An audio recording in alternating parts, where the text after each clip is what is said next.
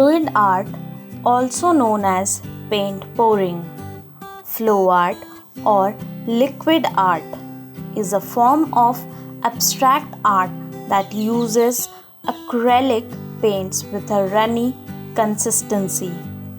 The acrylic paints react with each other when combined together to make interesting and visually organic motifs and patterns. This form of abstract art uses acrylics with a runny consistency to create psychedelic paintings. Fluid art is a great way to add character to decor products. Acrylics can be used on coasters, frames, plates, table, pots, and a lot more. There are endless creative possibilities in this form, and it is pure delight to watch the combination of acrylic paints spill across a surface.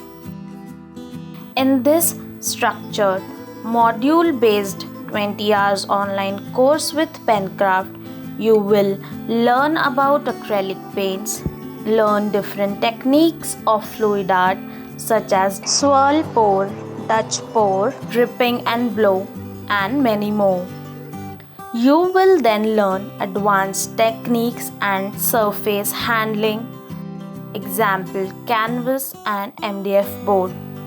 Throughout the course, we will be sharing tips and tricks to ensure you develop a mastery over this art and create delightful masterpieces.